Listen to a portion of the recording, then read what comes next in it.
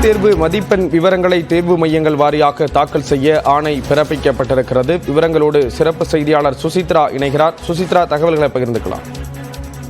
NEET தேர்வு முறைகேடுகள் தொடர்பான வழக்குகளுடைய விசாரணை இன்று காலை முதல் உச்சநீதிமன்றத்தினுடைய தலைமை நீதிபதி அமர்வில் விசாரிக்கப்பட்டு வந்த நிலையில் தற்பொழுது நடந்து முடிந்த, அதாவது கடந்த மே 5ஆம் தேதி நடைபெற்று முடிந்த நீட் தேர்வினுடைய இளநிலை படிப்புகளுக்கான அந்த தேர்வினுடைய முடிவுகள் அனைத்தையுமே அதனுடைய இணையதளத்தில் வெளியிட வேண்டும் என்ற உத்தரவை தற்போது தேசிய தேர்வு முகமைக்கு உச்சநீதிமன்றமானது உத்தரவாக பிறப்பித்துள்ளது. மிக முக்கியமாக மாணவர்களுடைய பெயர் மற்றும் ரோல் எண் ஆகியவற்றை மறைத்து மையங்கள் வாரியான ஒரு முடிவை அவர்கள் வெளியிட வேண்டும் என்ற ஒரு உத்தரவை தற்பொழுது உச்சநீதிமன்றத்தினுடைய தலைமை நீதிபதி அமர்வானது பிறப்பித்திருக்கிறது. மிக முக்கியமாக இந்த நீட் தேர்வுடைய முறைகேடுகள் என்பது ஹசாரிபாக், அதாவது ஜார்க்கண்ட் மற்றும் பீகார் ஆகிய மையங்களில் நடைபெற்றுள்ளது உறுதியாக உள்ளது என்பதன் காரணமாக இந்த குழப்பங்களை தவிர்ப்பதற்கு முழுமையான முடிவுகளை நீட் தேர்வினுடைய முடிவுகளை வெளியிட வேண்டும் என்ற ஒரு உத்தரவை தான் தற்போது உச்சநீதிமன்றம் வந்து பிறப்பித்திருக்கிறது. மற்ற தேர்வுகளான UPSC உள்ளிட்ட தேர்வுகளில் மாணவர்களுக்கான அந்த முடிவுகள் என்பது பொதுவெளியில் வெளியிடப்படுகிறது. அதுபோல் இதையும் ஏன் வெளியிடக்கூடாது என்ற ஒரு கேள்வியை மனுதாரர்கள் தரப்பானது முன்வைத்ததை அடுத்து அந்த வாதங்களை ஏற்று தற்பொழுது உச்சநீதிமன்றம் உத்தரவை பிறப்பித்திருக்கிறது. நாளை மாலை 5 மணிக்குள் NTA இணையதளத்தில் இந்த அனைத்து முடிவுகளும் வெளியிடப்பட வேண்டும் எனவும் தேர்வு மையங்கள் வாரியான ஒரு அந்த முடிவுகளாக அவை பட்டியலிடப்பட வேண்டும் என்ற ஒரு அறிவுறுத்தலும் தற்பொழுது தேசிய தேர்வு முகமைக்கு உத்தரவாக உச்சநீதிமன்றத்தால் பிறப்பிக்கப்பட்டுள்ளது. அவை மட்டுமல்லாமல் வழக்குகளுடைய விரிவான விசாரணை என்பது வரும் திங்கட்கிழமை தொடங்கும் என்ற ஒரு அதிகாரப்பூர்வ உத்தரவையும் தலைமை நீதிபதி சந்திரசூட் தற்பொழுது தெரிவித்துள்ளார். இன்று மனுதாரர்கள் தரப்பில் பல்வேறு வாதங்கள் முன்வைக்கப்பட்ட நிலையில் மிக முக்கியமாக NTA மற்றும் மத்திய அரசின் சார்பாக இந்த முடிவுகளை பொதுவெளியில் வெளியிடுவதற்கு கடுமையான எதிர்ப்பு முன்வைக்கப்பட்டு சொலிசிட்டர் துஷார் மேத்தாவும் இந்த மையங்கள் வாரியான முடிவுகளை வெளியிடக்கூடாது என்ற ஒரு கடுமையான எதிர்ப்பை முன்வைத்தார். ஆனால் அதற்கு உச்சநீதிமன்றமானது கடுமையான கண்டனத்தை முன்வைத்திருக்கிறது. முடிவுகளை இதுபோல் பொதுவெளியில் வெளியிட்டால் மட்டுமே குழப்பங்களை தவிர்க்க முடியும் என்ற ஒரு எச்சரிக்கையை மத்திய அரசுக்கு உச்சநீதிமன்றமானது இன்றைய விசாரணையின் பொழுது தெரிவித்திருக்கிறது. ஸ்ரீராம், சுசித்ரா, நீங்க தொடர்ந்து இணைப்பிலே இருங்க, நம்ம பேசலாம். அடுத்ததாக கல்வியாளர் ஜெயபிரகாஷ் காந்தி அவர்கள் நம்மோடு இணைந்திருக்கிறார். அவரிடம் பேசலாம். சார், தற்பொழுது இந்த நீட் தொடர்பான விஷயங்கள் வழக்கு தொடர்ந்து நடைபெற்று வரக்கூடிய ஒரு சூழல்ல நீட் தேர்வு மதிப்பெண் விவரங்களை தேர்வு மையங்கள் வாரியா தாக்கல் செய்யணும் அப்படிங்கிற ஒரு ஆணை பிறப்பிக்கப்பட்டிருக்கு. எப்படி சார் பாக்குறீங்க இதை?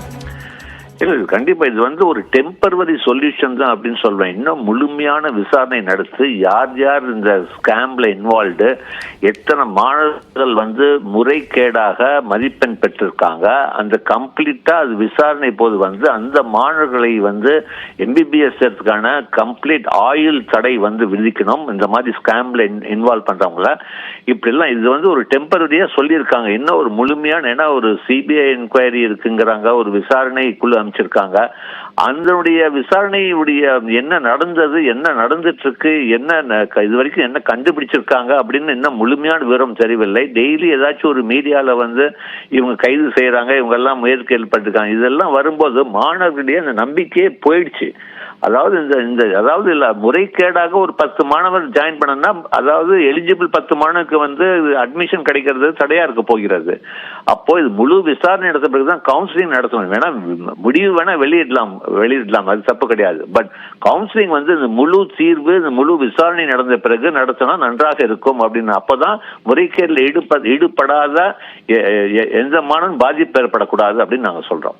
சார், இப்போ மாணவர்களுடைய பெயர்கள் அந்த எண்களை மறைச்சிட்டு வெளியிடலான்னு சொல்றாங்க. அது சரியான ஒரு விஷயமா இருக்குமா? உங்களுடைய பார்வையில் எப்படி பாக்குறீங்க? இல்ல, இது எந்த ஒரு காரணத்துக்காக அந்த நீதிபதி உத்தரவு கொடுத்திருக்காருன்னு முழுமையா அந்த தீர்ப்பு படிச்சாதான் தெரியும். அது பட் அது எந்த அளவுக்கு அது எந்த ஒரு மாணவருக்கு சாதகமா இருக்கும் அப்படின்னு இன்னும் ஒரு கேள்விக்குறியாக தான் நாங்க கருதுகிறோம். சார், இப்போ நீட் தேர்வு தொடர்பான இந்த சர்ச்சைகள் தொடர்ந்து நீடிச்சுட்டே வரக்கூடிய நிலையில என்னென்ன மாற்றங்கள் எல்லாம் வேண்டும் அப்படிங்கிறது ஒரு கல்வியாளராக உங்களுடைய பார்வையில்? இல்ல, கண்டிப்பா ஃபர்ஸ்ட் நீட் அதாவது இவ்வளோ ஒரு ஆரம்பிச்சிலிருந்து நான் நிறைய தடவை சொல்லியிருக்கேன், ஆரம்பிச்சிலிருந்து இது வரைக்கும் ஒரு நேர்மையா நடந்த சரித்திரமே கிடையாது. அப்போ ஒரு பெரிய விசாரணைக்குள்ள அமைச்சு இந்த நீட்டு தேவையா, என்னென்ன சாதகங்கள் என்ன பாதகங்கள், நிஜமாவே ஏழை மாணவர்களுக்கு சாதகமா இருக்கா, மிடில் கிளாஸ் எல்லாம் அப்படி பார்க்கணும். அடுத்தது இந்த நீட் எக்ஸாம் இம்மிடியட்டா நடத்தணும். எதுக்கு IIT எக்ஸாம் +2 எக்ஸாம் முடிச்ச பிறகு நடத்தும் போது ஏன் நீட் எக்ஸாம் ஏன் இம்மிடியட்டா நடத்த முடியும்? ஏன் 45 நாள் ஒரு கோச்சிங் சென்டருக்கு ஒரு அட்வான்டேஜுக்காக பண்றாங்களா தெரியல. அப்ப இமிடியட்டா நடத்தணும். அடுத்தது எல்லா எக்ஸாமினேஷனும் வந்து ஆன்லைன் நடத்தும்போது ஏன் நீட் மட்டும் பேப்பர் பேஸ்ட்? அதனாலதான் இந்த முறைகேடுகள் நடக்கிறது. அப்போ இது வந்து நீட் வந்து அப்படி நடத்தணும் அப்படின்னா இமிடியட்டா நடத்தணும், ஆன்லைன்ல நடத்தணும். அதுதான் எங்களுடைய வேண்டுகோள். இப்போ தேர்வு மையங்கள் வாரியா வெளியிடக்கூடிய விஷயங்கள் அடிப்படையில் பார்க்கும்போது என்னென்ன அது எந்த அளவுக்கு பயனுள்ளதா இருக்கும் அப்படின்னு நீங்க நினைக்கிறீங்க? இல்ல பயனுள்ளதுன்னா அட்லீஸ்ட் ஒரு மாணவனுக்கு தெரியும் என்ன அவங்க, அதாவது அவனுடைய மதிப்பெண், அவனுடைய அதாவது அவனுடைய ரெஜிஸ்டர் நம்பர் பார்த்து அவன் எவ்வளவு மார்க், பட் யார் எவ்வளவு மார்க் வாங்கியிருக்காங்க, மற்றவங்க என்ன அப்படின்னு வந்து கணிக்கிறது கொஞ்சம் கஷ்டமா இருக்கும்.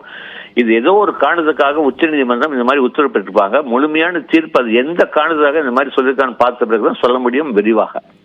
கண்டிப்பா சார். அதே போல இது உண்மையா முறைகேடு நடந்திருந்தது அப்படின்னா மறுதேர்வுக்கு போலாம் அப்படிங்கிற மாதிரி உச்சநீதிமன்றம் வந்து சில கருத்துக்களை தெரிவிச்சிருக்காங்க. அதற்கான வாய்ப்புகள் அப்படிங்கிறது இருக்கா?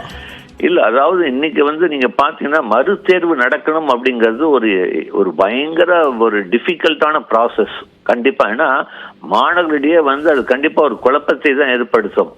ஏன்னா இப்ப வந்து எல்லாம் ஒரு சடனா ரெண்டு மாசம் பிரேக் கண்டினியூஸா அவன் ப்ரிப்பேர் பண்ணி சடனா 2 பிரேக் பண்ணிட்டு திரும்பி எக்ஸாம் சொல்லும் போது கண்டிப்பா மாணவர்களிடையே அந்த பாதிப்பு ஏற்படும். அதனாலதான் உச்சநீதிமன்றம் தயக்கம் காட்டுகிறார்கள். எந்த ஒரு இந்த முறைகேடில் ஈடுபட்டவங்களை மட்டும் தள்ளி வச்சுட்டு மற்றவங்களுக்கு வந்து நாம ஏன் வந்து கவுன்சிலிங் நடத்தக்கூடாதுன்னு தான் பார்த்துட்டு இருக்காங்க. அதனாலதான் அவங்களும் வந்து ஸ்லோ ப்ராசஸ்ல கண்டிப்பா கண்டியறதுக்கான எல்லா முயற்சிகளும் செஞ்சிட்டு இருக்காங்க. இன்னும் தீவிரப்படுத்தணும், இந்த விசாரணை தீவிரப்படுத்தி சீக்கிரமா ஆரம்பிக்கிறது பெட்டர்.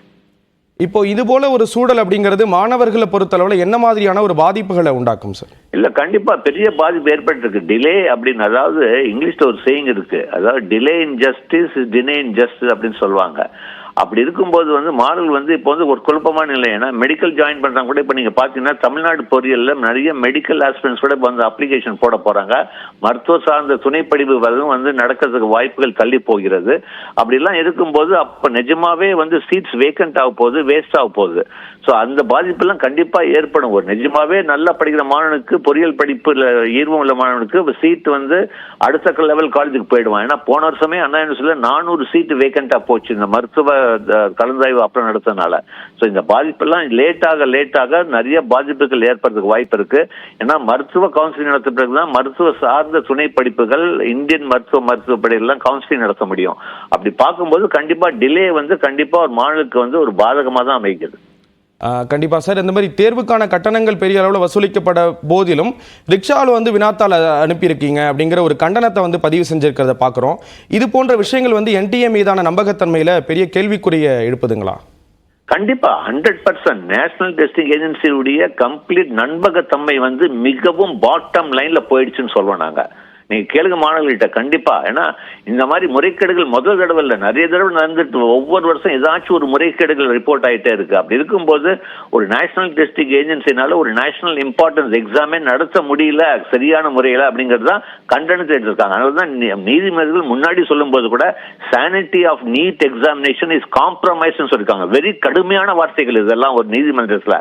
சோ அப்படிலாம் இருக்கும்போது கண்டிப்பா நேஷனல் டெஸ்டிங் ஏஜென்சிக்கு மேல தீவிர விசாரணை எடுத்து கண்டிப்பா அந்த முறைகேடுல இருக்கிறவங்களை கடுமையான நடவடிக்கை எடுக்கணும் தான் நாங்க சொல்றோம். கண்டிப்பா சார், பார்க்கலாம் என்ன நடக்குது அப்படிங்கறத. இணைப்புல வந்து கருத்துக்களை பகிர்ந்துட்டீங்க. நன்றி திரு ஜெயபிரகாஷ் காந்தி.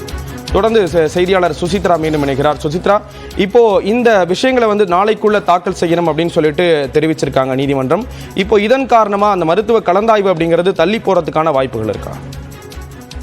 நிச்சயமாக. அதாவது மிக முக்கியமா 2 விஷயங்கள். ஒன்று, நீட் தேர்வினுடைய அந்த மாணவர்களுடைய மதிப்பெண்கள் உச்சநீதிமன்றத்தில் அபிடவிட்டாக ஒரு பிரமாண பத்திரமாக தாக்கல் செய்வது மட்டுமல்லாமல் என்டிஏவினுடைய அதிகாரப்பூர்வ இணையதளத்திலுமே அவங்க அதை பதிவேற்றம் செய்யணும். இந்த 2 தரவுகளையுமே வந்து நாளை மாலை 5 மணிக்குள் என்டிஏவானது பதிவேற்றம் செய்ய வேண்டும். மிக முக்கியமாக ஏற்கனவே ஜூலை 3ஆம் வாரம் இந்த மருத்துவ கலந்தாய்வுகள் என்பது நடைபெறும் என்ற ஒரு அறிவிப்பை மத்திய அரசாங்கமானது வெளியிட்டிருந்தது. ஆனால் இந்த நீட் வழக்குகளுடைய அந்த விசாரணை காரணமாக அது தள்ளி போவதற்கான வாய்ப்புகள் இருப்பதாக கூறப்பட்ட நிலையில் இந்த தரவுகள் என்பது மேலும் ஆராயப்படும் பட்சத்தில் நிச்சயமாக கலந்தாய்வுகள் செப்டம்பர் முதல் வாரத்திற்கு தள்ளி போவதற்கான வாய்ப்புகள் மிக அதிகம் இருப்பதாகத்தான் பார்க்கப்படுகிறது. எவ்வளவு விரைவில் முடியுமோ அவ்வளவு விரைவில் வழக்குகளை முடித்து மாணவர்களுக்கான அந்த கலந்தாய்விற்கான ஒரு இறுதி முடிவுகளை, உத்தரவுகளை பிறப்பிக்க வேண்டும் என்ற ஒரு நோக்கம் தான் தங்களுக்கு உள்ளது. மாணவர்களை பாதிப்பை ஏற்படுத்த வேண்டும் என்ற ஒரு நோக்கம் இல்லை என்ற ஒரு கருத்தையும் ஏற்கனவே தலைமை நீதிபதி கடந்த முறை விசாரணையின் பொழுதும் முன்வைத்திருந்தால் இந்த தரவுகள் என்பது முறையாக உடனடியாக வெளியிடப்படும் பட்சத்தில் நிச்சயமாக அதற்கு அடுத்தபடியான ஒரு உத்தரவை உச்சநீதிமன்றம் வரும் திங்கள் அல்லது செவ்வாய்க்கிழமைகள் பிறப்பிப்பதற்கான வாய்ப்புகள் இருக்கிறது. அந்த உத்தரவின் அடிப்படையில் மருத்துவ கலந்தாய்வு எப்பொழுது தொடங்கும் என்ற ஒரு அறிவிப்பை மத்திய அரசாங்கமானது வெளியிடும். ஸ்ரீராம், விரிவான தகவல்களை கொடுத்தீங்க. நன்றி சுசித்ரா.